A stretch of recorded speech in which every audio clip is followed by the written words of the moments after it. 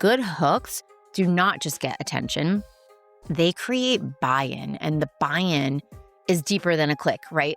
A click says, I'm curious, and buy-in says, oh, this is for me. And that is what we want. Welcome to the Creative Bodega, a podcast about content marketing, Instagram growth, and personal branding for female service-based solopreneurs who want to grow their business without letting it take over their lives. I'm your host, Em Connors, and each week I'll share actionable tips, expert advice, and unfiltered truths to help you create engaging content, connect authentically with your audience, and turn followers into loyal customers, all without the burnout.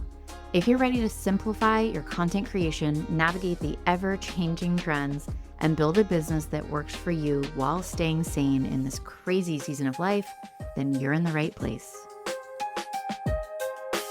Welcome back to the Creative Bodega. Today I want to talk about hooks. Oh, hooks, copy, headlines, opening words, the first few words people see when they decide whether they're in or they're continuing to scroll, right?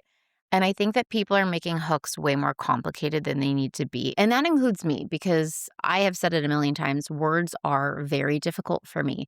Let me design pretty graphics in Canva all day long.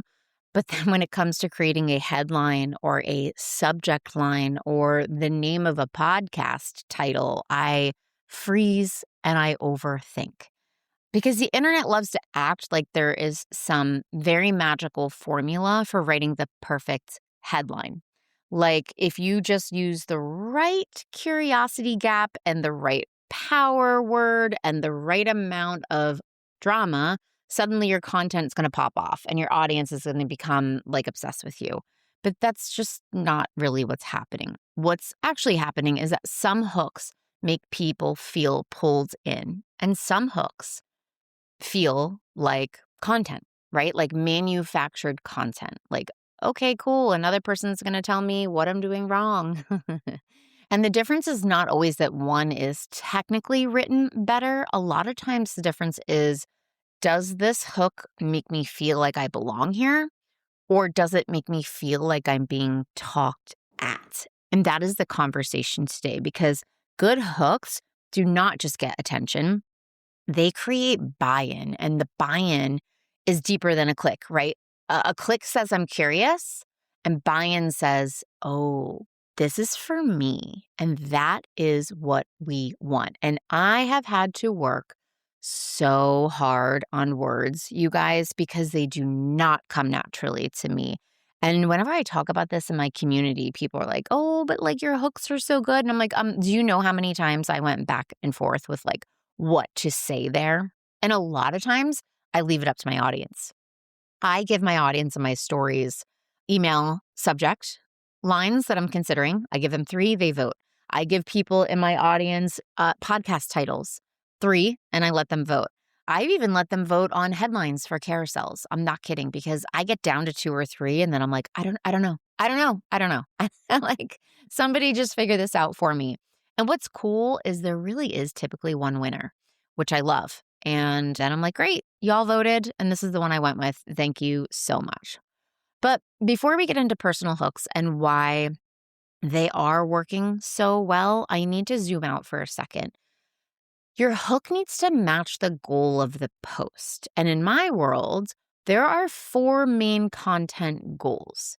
And these are not pillars. I literally just had an ad come across my Instagram where this, of course, woman who's whatever, an Instagram expert or content expert is like, you're doing it all wrong and you shouldn't be posting about content pillars and you're never going to grow your business.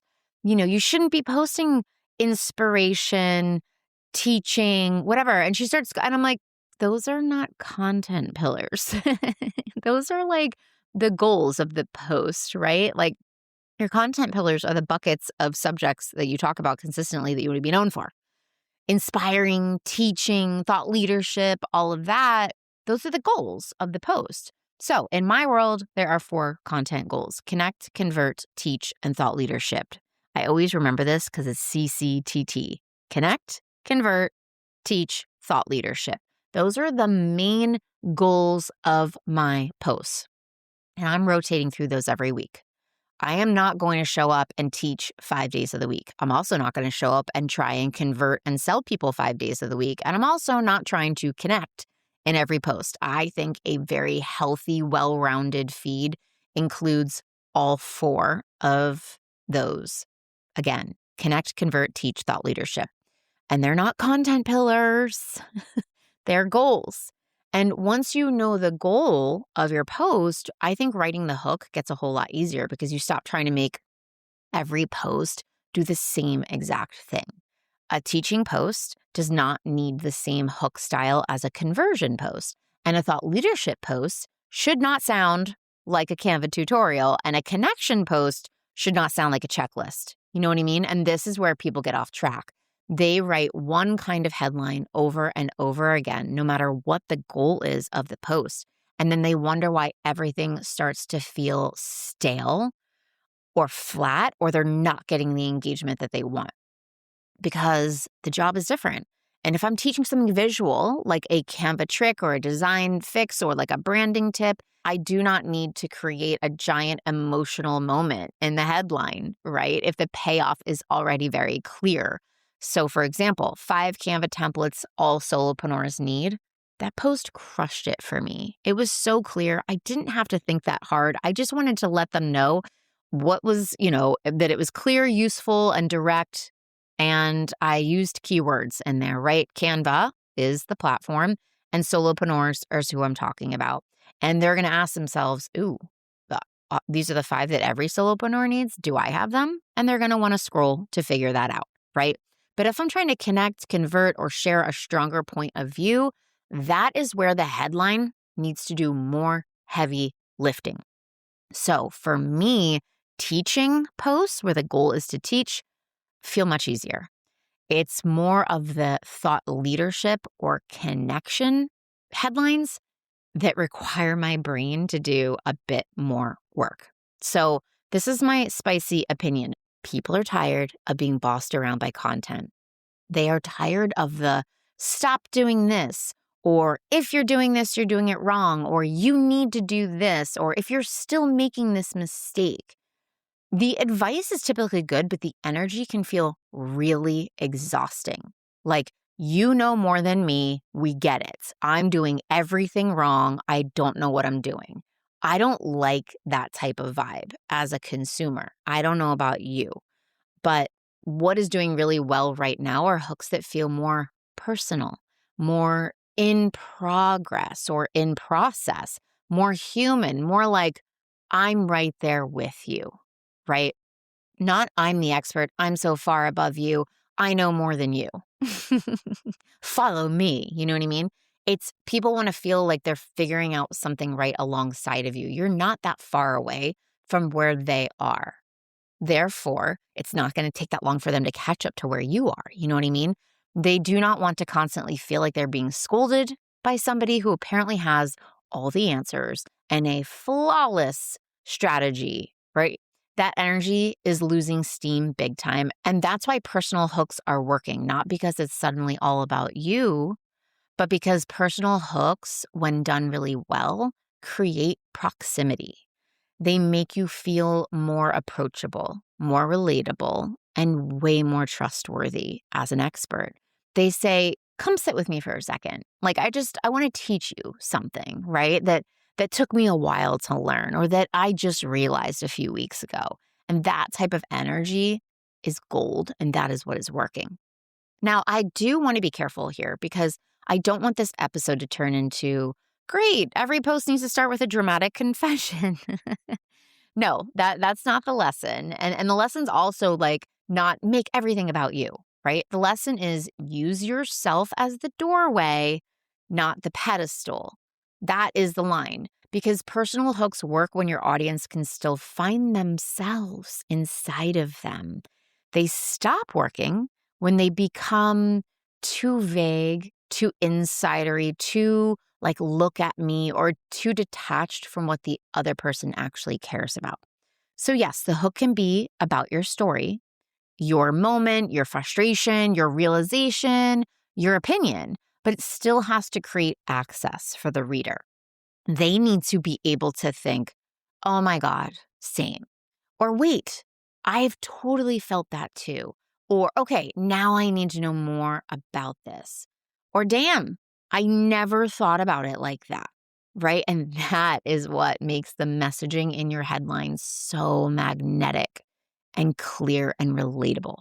So I was looking at some of my best performing headlines for my podcast promotions. So every Monday, I publish a carousel that promotes my podcast. And the ones that I literally record inside of my podcast tracker. I put a link to the Instagram. I put the published date. I put the episode number. I put the final title. I put the call to action that I'm referencing. I put the pillar. And then I save all these dates when I shared it with my editor, when I requested it to be back, when I approved it, when I uploaded it in Buzzsprout, when I wrote the blog, when I created the ManyChat. And then I put listens, and I don't record that for probably a month at least afterwards.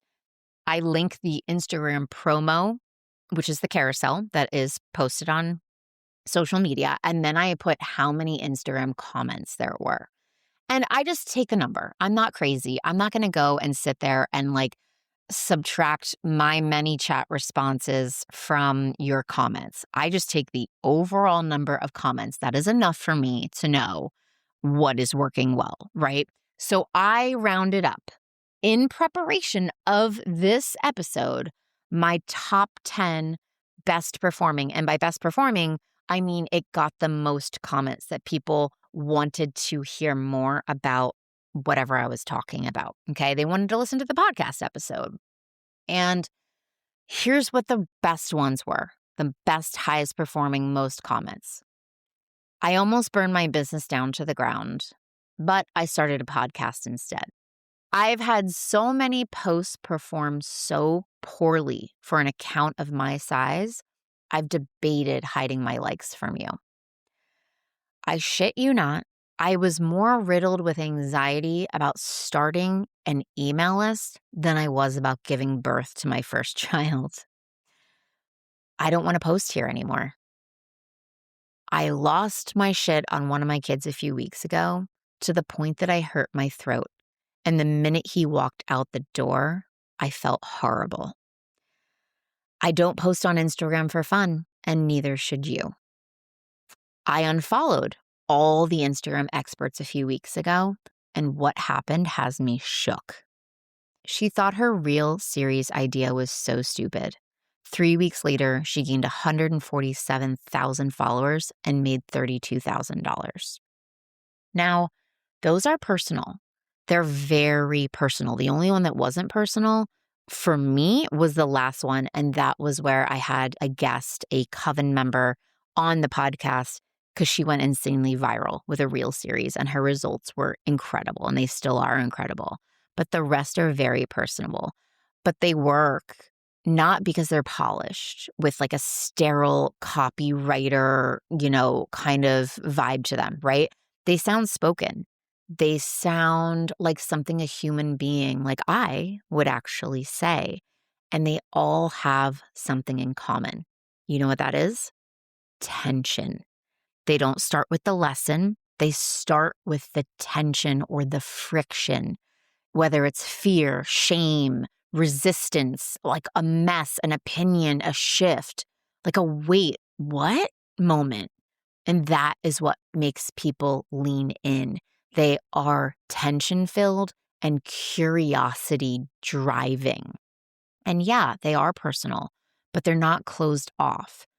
The reason I don't want to post here anymore works is because that is not just my thought. It's a thought that a lot of people have privately as well, and a lot of my ideal clients have. And the reason I debated hiding my likes from you works is because so many people are secretly embarrassed by their performance or lack of performance, and they think they're the only ones. And here I am saying, dude, I've got 124,000 followers, and there's some posts where I get 12 likes, and I've debated hiding that from you because it's shameful for me. It's embarrassing. But you know what? And it goes on to say, basically, F that. Like, I'm not going to do that. I think it's important that you see that there are accounts so much bigger than yours that are also struggling, and I'm one of them. You're not alone. That's a very important sort of core lesson that goes through a lot of my content. You're not alone, right? And then the reason like that I was riddled with anxiety about starting an email list to the point that I felt more nervous doing that than giving birth works because it captures a very real avoidance and fear in a dramatic, memorable way. So again, they work because they are personal and relatable, and they're tension filled. They're not just personal, right? So, and this is where I want to make this super useful. You know that I always want you guys to walk away from listening to these episodes like, I'm going to steal that immediately, right? Because if you're listening and you're thinking, okay, cool, but like, what kind of hook do I actually write, Em? I'm right there with you. And that's why I studied. I studied what did well for me. I have so many other hooks that I'm not talking about here today because they didn't do well. They did not perform well. I did not get comments, but these are the top ones that did. And I literally put them into ChatGPT and I said, let's analyze this. What are the commonalities, right? And I started to notice with the help of chat that my stronger hooks tend to fall into a few buckets. And these are so stealable for you. So get your pen and paper. You're going to want to write these down. Number one, the confession hook. This is where you admit something people do not usually say out loud. Things like, I don't want to post here anymore. Or I've debated hiding my likes from you, right? Or another field, maybe you're a virtual assistant or an OBM, and you say something like, I have absolutely judged a client's back end and then remembered mine looked the same 6 months ago, right? Why does this work? It breaks that polished business owner act, right? That's just not working today. And it makes people go, oh, thank God, right? Like, she's the same as me. Somebody said it out loud. So the confession hook is number one. Number two, the emotional overreaction hook. This is where you compare a business situation to a very real human experience in a way that's dramatic, but true, right? I was more riddled with anxiety about starting an email list, or I could have said starting a newsletter. Honestly, now that I read this, I'm like, actually, I probably should. So let's just say that. I was more riddled with anxiety about starting a weekly newsletter than I was about giving birth to my first child. Okay? It is so dramatic. It is an emotional overreaction. It's supposed to make people kind of chuckle, right? It's a joke. I was definitely more nervous about having a baby, let's be honest. But starting a weekly newsletter was kind of up there. If you're like a money coach, maybe it's something like, I treated raising my prices like I was being asked to fake my own death. It's ridiculous. It's completely over the top. It's super dramatic, very human, and great for capturing a business fear in a way that doesn't sound sterile, right? It works because it's memorable and emotional, and it captures the feeling in a way that a bland sentence never, ever, ever, ever could. Number three, the sharp opinion hook. This is where you take a stand people can react to. Like, I don't post on Instagram for fun, and neither should you. Okay? Or maybe you're a relationship coach and you say something like, you don't need better communication, you need less resentment. Ugh, that stings. You know what I mean? So it's a stronger take. It's a little provocative, and it instantly tells you this person has a point of view. And why this works is it creates very useful friction. It sounds like a person with a point of view and not just another tip. Okay. Number four, the unexpected pivot hook. This is where something was going badly and then something surprising happened next. Like, I almost burned my business to the ground, but I started a podcast instead. I laugh because it's ridiculous. Maybe you're a copywriter and you say, I kept trying to sound more professional. My content got better when I started cursing in my copy instead, or something like that. This one works because the sentence flips the expectation. It's a before and after built right into a headline, and there's movement immediately. Okay. Number 5, the proof through story hook. This is where you lead with a mini case study or a transformation. Like, she thought her real series idea was stupid. 3 weeks later, she gained 147,000 followers and made $32,000, right? Maybe you're a web designer and you say something like, she almost scrapped her whole website. We changed the homepage headline first, and her inquiries picked up immediately, or that week, or 2 days later, something like that. This works because it tells a story, but the result also feels very believable and grounded and amazing, right? It's a story, doubt, and a result, and it gives people a reason to care. Number 6, the anti-expert hook. This is where you reject the obvious industry narrative. I love stuff like this. I said something like, I unfollowed all the Instagram experts a few weeks ago, and what happened has me shook. Huh? What is she talking about, right? If you're a sleep consultant or a parenting expert, maybe you say something like, some of the best sleep advice I give parents sounds way less impressive than what they saw on Instagram. This has that anti-polished, anti-overcomplicated energy that feels really fresh to people. It works because it tells people, like, this won't be the same recycled advice you hear 40 times a day. This is different, right? Swipe to figure out what I'm talking about. And last but not least, number 7 is the plain spoken list hook. This is your least emotional bucket, but it still works when the value is obvious and useful. And this is where I would use this in a more teaching moment. So again, and this honestly is my highest commented on podcast carousel. It's actually crazy, but it was 5 Canva templates all solopreneurs need to have. Or if you're a photographer, 3 photo prompts to use when your ideal client says, I'm awkward in front of the camera.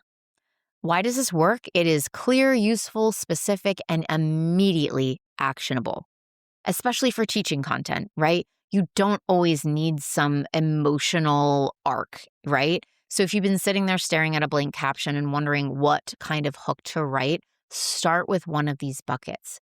Literally use mine and just alter it for your content. I think it's a really great place to begin. So if there's one thing I'm forever obsessed with, it is a before and after. I love it in visuals. I love it in branding. I love it in storytelling. And I really love it in a hook because before and after gives the audience movement immediately. It shows contrast, it shows change, and it shows something happened. And people are wired for that. Before this, after this. I used to think this, now I think this. This wasn't working, then this changed. She thought this was stupid. Now she's up 147 followers, like 147,000 followers, not 147, which is still amazing, by the way. That shape works because the transformation's built into the sentence. You can feel the shift even before you consume the post. So a lot of weak hooks are weak because they're static. There's no movement. There's no contrast. There's no tension. There's no shift. The information is just sitting there. And information by itself is typically not enough, right? So if you're stuck, ask yourself, what is the before and after here? Even if it's subtle. Maybe it's emotional, strategic, a belief shift, a result, but there's usually one thing there if you're looking for it. So let's get practical. This kind of hook applies most to 3 post goal types: the connect, the convert, and the thought leadership. For connect posts, the hook should help someone feel seen. That's the whole point. You want them to be like, yep, that's me. Or wait, I've never thought of it that way, or I've never said that out loud, but yeah, like that's me. That's where the more vulnerable confession, like I'm right there with you style, can work really well. And for convert posts where you want people to convert, you still want connection, but you also need movement. So a conversion hook should create buy-in that naturally leads to the next step, an offer, a listen to the podcast episode, a lead magnet, that kind of thing. And you're not trying to get them to read, you're trying to get them to care enough to act. And then for the thought leadership posts, you need perspective. You need a point of view, a stronger stance, a very fresh angle, or a sentence that sounds like it came from someone who actually thinks for themselves, right? And that's why the line, I don't post on Instagram for fun and neither should you, works. It's not trying to be neutral. It's me taking a stance. And now for the teaching posts, I want you to relax a little bit because not every educational post needs to be emotionally loaded. And that is a huge break for me. I think that clear, direct headlines are going to work better in that case. So this is me saying for the post where the goal is buy-in, closeness, perspective, and trust, the hook is going to matter differently. So for boiling this down into something practical, here's what I would tell you to do. First, know the goal of your post. Is it connect, convert, teach, or thought leadership? Second, ask what your audience needs to feel. Do they need to feel seen, curious, clear, challenged, or understood? Third, lead with tension, not in a polished way. Start closer to the real thought, the messy part, the resistance, the shift, right? Fourth, if you're using a personal angle, make sure that they can still find themselves in it. Okay, that is the test. Fifth, pick a hook bucket if you need somewhere to start. Confession, emotional overreaction, a sharp opinion, unexpected pivot, all the ones I listed. I listed 7 of them. And sixth, trade vague for specific. Give me an actual moment, a detail, a reaction, a number, a phrase, a fear, or an opinion. And then read it out loud, you guys. For the love of God, read it out loud. And if it sounds weird and internet-y and robot-like, if it's trying to be like bigger and more profound than it needs to be, it needs work, okay? Make it sound like you. If you take nothing else from this, a good hook does not just stop the scroll. It makes the right people feel invited in. People don't just want content, okay? They want connection. They want your perspective. And they want to feel like the person on the other side of that account is an actual human being with a pulse and with a point of view. And when your hook does that, that's when the content hits different, okay? Woof, this is longer than I wanted it to be, but you know what? I think all of this is really important. And if this episode made you realize that your content is decent, but your messaging still needs some work, the messaging edit would be an amazing next step for you. I will drop the waitlist link for the messaging edit that will happen early in the fall because this is the work, saying what you actually mean in a way that sounds like you and lands with people you want to attract. Like, hello, chef's kiss. Is there anything more beautiful than that? Thank you for hanging out with me today. I will catch you on the next episode. Thanks so much for hanging out with me on the Creative Bodega podcast. If you love this episode, please be sure to share it with a fellow solopreneur who could use a little content creation inspiration. And hey, don't forget to check out the show notes for any resources I mentioned on the episode to help you create content that feels easy and actually gets you results. If you want even more Canva and content tips, head over to my website, thecreativebodega.com, or find me on Instagram under the same name. Until next time, keep creating, keep showing up, and most importantly, try and have a little fun with your content. I'll see you on the next episode.